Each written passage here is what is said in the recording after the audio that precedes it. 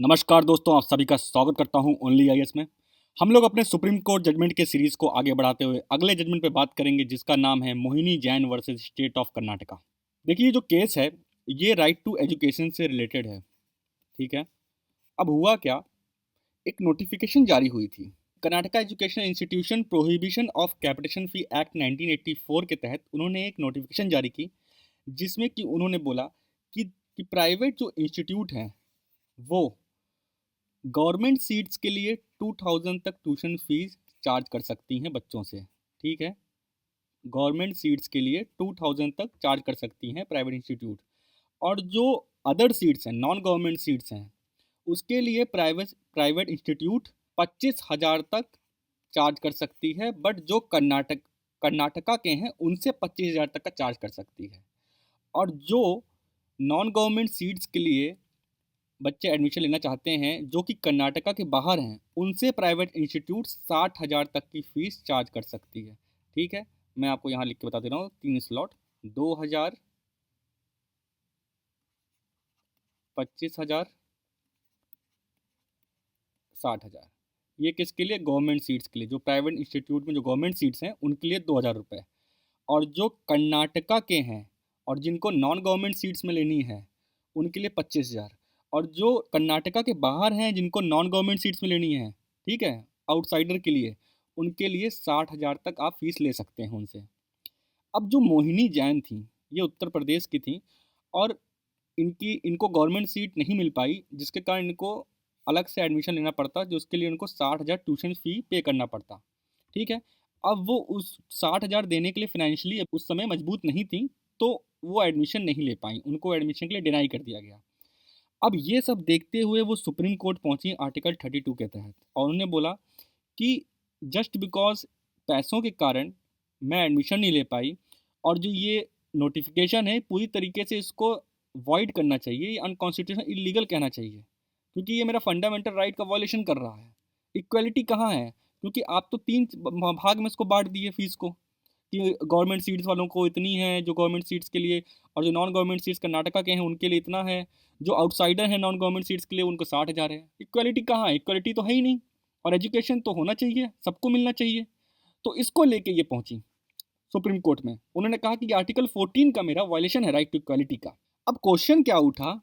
Question ये उठा कि क्या राइट टू एजुकेशन जो है वो क्या फंडामेंटल राइट है? क्या वो एक मौलिक अधिकार है? ठीक है, तो सुप्रीम कोर्ट ने जजमेंट देते हुए बोला कि भैया देखिए, जो एजुकेशन है ना, वो हमारा राइट टू लाइफ से ही फ्लो होता है। आप राइट टू लाइफ के अंदर ही उसको इंक्लूड करेंगे, राइट टू एजुकेशन को। क्यों? क्योंकि एक डिग्निफाई लाइफ के लिए हमको एजुकेशन होना बहुत ज़रूरी है। अगर कोई एजुकेट नहीं होगा, ठीक है, अगर कोई एजुकेट नहीं होगा तो उसका डेवलपमेंट नहीं होगा, वो एम्प्लॉय नहीं हो पाएगा।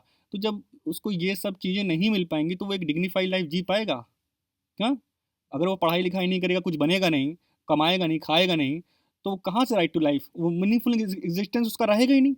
उस राइट टू लाइफ का मतलब क्या हुआ? जब उसको एजुकेशन नहीं मिल रही है, जब वो अपने लिए कुछ कर नहीं पा रहा है। तो डिग्निटी के लिए, राइट टू लाइफ के लिए राइट टू एजुकेशन होना ज़रूरी है। तो भैया ये राइट टू लाइफ के अंदर ही इंक्लूड होगा। ठीक है, हर कोई तो 60,000 नहीं पे कर पाएगा ना, हर कोई पर्सन तो 60,000 पे नहीं कर पाएगा। जो अमीर होगा वो तो पे कर दिया। तो राइट टू लाइफ का आप तो वायलेशन कर रहे हैं एक तरीके से। तो राइट टू एजुकेशन इसके अंदर ही आएगा। देखिए, ओनली आईएएस का टेलीग्राम चैनल है, इसको जरूर ज्वाइन कर लीजिए, सो डैट आपको कुछ अगर मटेरियल चाहिए होगा यूपीएससी से रिलेटेड या स्टेट पीएससीएस से रिलेटेड, तो आपको वहाँ मिल जाएगा। और जो भी आपको करंट अफेयर की पीडीएफ्स होती हैं वहाँ पे अपलोड होती रहती हैं, सो डैट आपको इजीली वहाँ पे एक्सेसिबल हो जाएगा। और आपको वीडियोस के नोटिफिकेशन भी आती रहेंगी, प्लस इस वीडियो की पीपीटी और आपको पीडीएफ भी मिल जाएगी वहाँ पे। तो आप उसको जरूर ज्वाइन कीजिए, सो डैट आपको थोड़ा ईजी हो एक्सेस करने में हर चीज़ को। ठीक है, आगे हम चलते हैं। सुप्रीम कोर्ट ने बोला कि जो इनका Karnataka educational prohibition of capitation fee वाला जो एक्ट के तहत उन्होंने नोटिफिकेशन निकाली, उन्होंने कहा भैया ये जो आपका एक्ट है इसमें खुद ही लिखा है प्रोहिबिशन ऑफ कैपिटेशन फी, और आप एक तरीके से जो ये ट्यूशन फ़ी ले रहे हैं 60,000 रुपये, ये एक तरीके से तो कैपिटेशन फ़ी ही हो गया। हाँ, तो ये कहाँ से आप इतना हाई चार्ज कर रहे हैं? तो आप इसको कैसे बोल सकते हैं ट्यूशन फ़ी है? ट्यूशन फ़ी क्या इतनी होती है? आप तो उतना लीजिए ना जितना उसके लिए की बन रही हो। ऐसे थोड़ी ना आप ले सकते हैं मन चाहा कुछ भी। ठीक है, तो ये पूरी तरीके से इलीगल है कैपिटेशन फ़ी, आप इस तरीके से नहीं कर सकते हैं।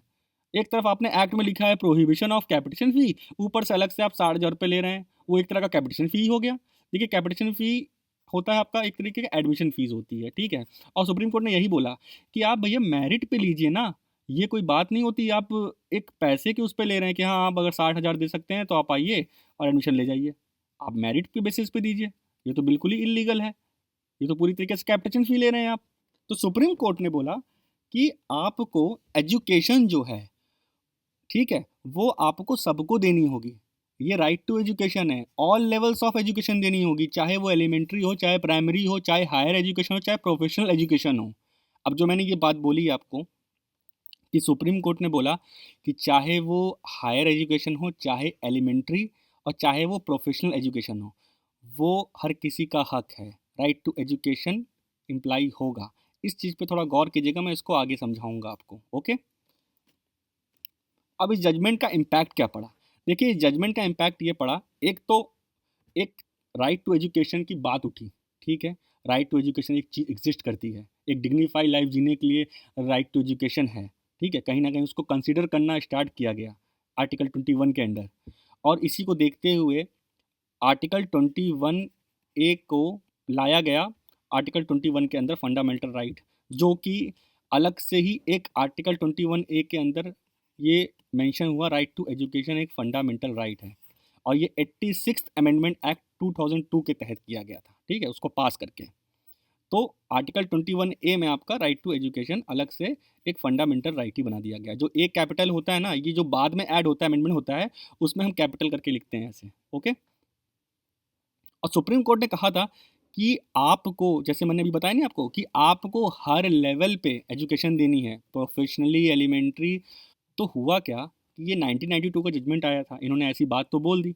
अब क्या हुआ, ये थोड़ी हलचल मच गई कि भैया प्राइवेट इंस्टीट्यूट क्या है कि ऐसे तो हम लुट जाएंगे, हम धंधा पानी बंद कर दें, हर किसी को अगर हम ऐसे एडमिशन देने लगे, वो भी प्रोफेशनली में भी, आप इतना अगर कंट्रोल करेंगे। तो 1993 में एक जजमेंट आया कि भैया देखिए, जो देश की इकॉनमी है उसको देखते हुए हमको थोड़ा देखना चलना पड़ेगा कि देश की इकॉनमी जैसे है उसके हिसाब से हमको ऐसे लॉज बनाने होंगे और ऑर्डर देने होंगे कि हम सबके लिए राइट टू एजुकेशन इम्प्लाई करेंगे कि हम एक स्पेसिफिक कोई क्राइटेरिया लेंगे। तो 1993 में पहली बार बोला गया कि 6 से लेकर 14 साल तक के बच्चों के लिए प्राइमरी, मतलब कि एलिमेंट्री एजुकेशन फंडामेंटल राइट हम कहेंगे, राइट टू एजुकेशन, ठीक है। सिर्फ राइट टू एजुकेशन किसके लिए? 6 से 14 साल बच्चों के लिए प्राइमरी और एलिमेंट्री, ठीक है, जो प्राइमरी वाले एजुकेशन होते हैं उसके लिए सिर्फ राइट टू एजुकेशन हम कह सकते हैं। ये नहीं कि सबके लिए कह सकते हैं राइट टू एजुकेशन, सिर्फ 6 से 14 साल बच्चों के लिए, जो कि एलिमेंट्री लेवल के एजुकेशन के लिए, ओके। अब थोड़ा हम लोग ये जान लें कि आर्टिकल 21 में कहा क्या गया है। मैंने आपको स्टोरी तो पूरी बताई, जैसे कि पहले जजमेंट आया, पर उस जजमेंट से पहले जो राइट टू एजुकेशन था, वो एक रामा मूर्ति कमेटी थी, ठीक है। उन्होंने अपनी रिपोर्ट में मेंशन किया था पहली बार 1990 में राइट टू एजुकेशन। उसके बाद ये मोहिनी वर्सेस आपका स्टेट ऑफ कर्नाटका आया, 1992 में जजमेंट आया जिसमें कि बोला गया राइट टू एजुकेशन हर लेवल पर देना चाहिए, ठीक है। हालांकि 1993 में बोला गया फिर कि नहीं, ऑल लेवल पे नहीं होगा, ये 6 to 14 एज के लिए एलिमेंट्री एजुकेशन के लिए सिर्फ इम्प्लाई होगा, ओके। इसके बाद एक तापस मजूमदार कमेटी सेट की गई आर्टिकल 21 ए को इंसर्ट करने के लिए फंडामेंटल राइट में, ठीक है। तापस मजूमदार, हो सकता है एग्जाम के लिए आपको थोड़ा इंपॉर्टेंट हो सकता हो, नोट डाउन कर लीजिएगा, मैंने इसमें मेंशन नहीं किया। तापस मजूमदार कमेटी सेटअप की गई आर्टिकल 21 ए को इंसर्ट करने के लिए, ओके। इसके बाद 86 अमेंडमेंट एक्ट हुआ 2002, जो कि आर्टिकल 21 आपका इंसर्ट हुआ फंडामेंटल राइट में। और ये जो आर्टिकल 21 ए इंसर्ट हुआ, मैंने अभी आपको पहले भी बताया कि इसमें सिर्फ एलिमेंट्री एजुकेशन के लिए राइट टू एजुकेशन है, ना कि ऑल लेवल, मतलब हायर एजुकेशन, प्रोफेशनल एजुकेशन के लिए नहीं। अब आर्टिकल 21 ए में लिखा क्या है कि आपको 6 से लेकर 14 साल के सारे बच्चों को free and compulsory education provide करानी होगी, चाहे आप जिस तरीके से प्रोवाइड करें, चाहे आपको लॉ बनाना पड़े, चाहे आप किसी एजुकेशन इंस्टीट्यूट को आप कुछ ऑर्डर पास करके बोलें, जिस तरीके से भी आपको कंपल्सन है स्टेट को कि आप 6 से 14 साल तक के बच्चों के लिए एलिमेंट्री एजुकेशन फ्री प्रोवाइड करें, कंपलसरी प्रोवाइड कराएं, ठीक है। अब आप सोच रहे होंगे सर ये कैसे हो सकता है कि आप हर किसी को, 6 से 14 साल के बच्चे तो बहुत सारे होंगे, हर किसी को आप फ्री एंड कंपलसरी एजुकेशन कैसे प्रोवाइड करा सकते हैं, और प्राइवेट जो इंस्टीट्यूट हैं वो क्यों प्रोवाइड कराएं?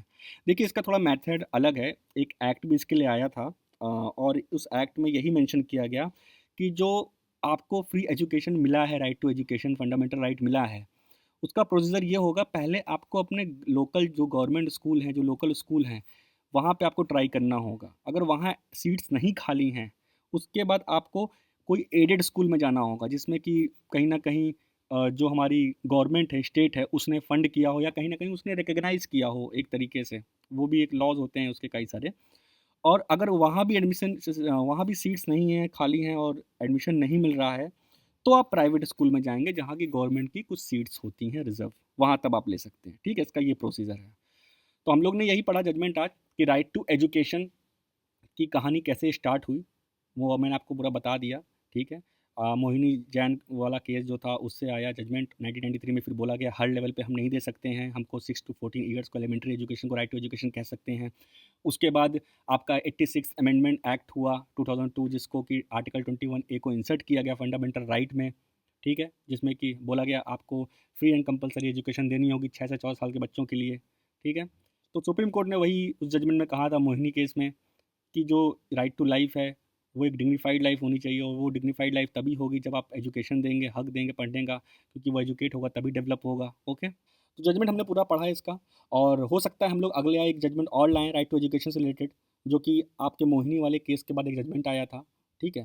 तो आप लोग जुड़े रहिए हमसे, और हम लोग आगे अगले केस पे मिलते हैं आपसे।